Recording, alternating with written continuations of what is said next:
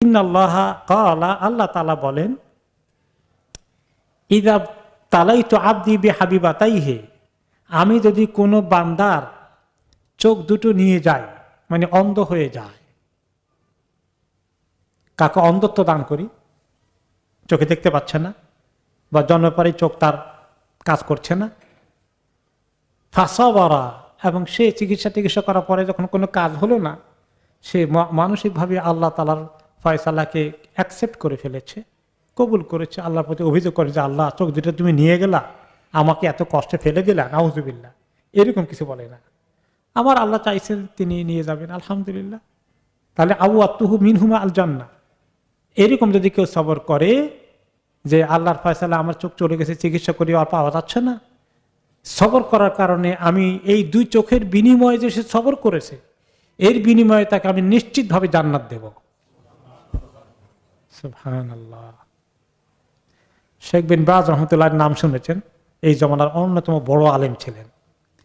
উনি যখন 13-14 বছরের দিকে এরকম টিনেজের মাঝামাঝি অবস্থায়, ওনার আস্তে আস্তে করে কয়েক বছরের মধ্যেই পুরো অন্ধ হয়ে গেলেন। যখন তিনি চিকিৎসা কাজ হচ্ছে না, টের পাচ্ছেন যে চোখ চলে যাচ্ছে, চলে যাবে বা চলে যাওয়ার উপক্রম হয়ে গেছে, তখন তিনি বলেন যে আল্লাহ, আপনি যদি আমার এই বাইরের দুটো চোখ নিয়ে যান, আপনার খুশি আপনি নিয়ে নেন, তবে আল্লাহ আমাকে এলেমের চোখ খুলে দিয়েন।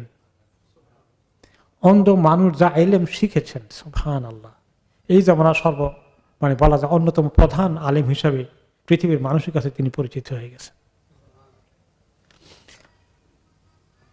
এরপরে একজন মহিলা একদিন আসলেন রাসূলুল্লাহ সাল্লাল্লাহু আলাইহি ওয়াসাল্লামের কাছে, এসে বললেন, ইয়া রাসূলুল্লাহ, আমার একটা সমস্যা। বলে, কি সমস্যা? আমার মৃগী রোগের মতো হয়, বেহুশ হয়ে পড়ে যাই, একটু দোয়া করেন না, আল্লাহ তাআলা আমার রোগটা ভালো করে দিক। ফাদুল্লাহ আলী ক্বালা ইন শি'তি সাবারতি ওয়া লাকিল জান্নাহ, তিনি বললেন, তুমি যদি চাও যে সবর করবে, এই রোগটা যাবে না, আল্লাহর ফয়সালা অনুযায়ী আল্লাহ রাখতে চান রোগটা, তাহলে তুমি সবরের সাথে মেনে নিলে তোমার জন্য জান্নাত আছে। কারণ মৃগী রোগের সহজে চিকিৎসা তো হয় না, তাই না? আর ওয়া ইন শি'তি দাআউতুল্লাহ আন ইউআফিক, আর তুমি যদি চাও না আমার এটা একটু খালি দোয়া করেন এটা ঠিক হয়ে যাক, জান্নাত দেখা যাবে, সেটা আল্লাহ কিসমতে রাখলে আছে, না রাখলে নাই।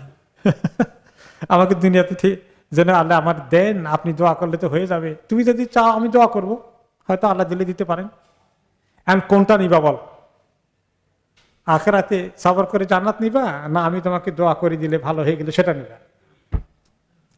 ফাকালাত আসবের, এই মহিলা অনেক বুদ্ধিমান, বলেন যে আল্লাহ তাহলে আমি সবর করব, ইয়া রাসূলুল্লাহ আমি সবর করব, তবে একটা কথা আছে ইয়া রাসূলুল্লাহ, শুধু একটি দরখাস্ত, সেটা কি?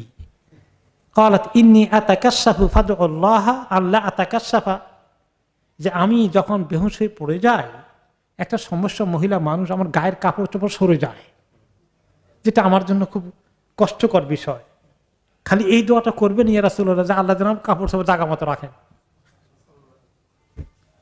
ফাদআলাহা, তিনি সেই দোয়া করলেন।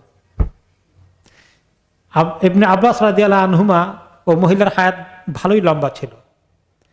নবী করিম সাল্লাল্লাহু আলাইহি ওয়াসাল্লাম ইন্তেকারের পরে ওই মহিলা একদিন যাচ্ছিলেন এক জায়গা দিয়ে, আব্দুল্লাহ ইবনে আব্বাস রাদিয়াল্লাহু আনহুমা তো বড় আলেম, তখন তিনি ওনার সঙ্গীদেরকে বা ওনার ছাত্রদেরকে বললেন, শোনো, তোমরা কি জান্নাতি কোনো মানুষ দেখতে চাও?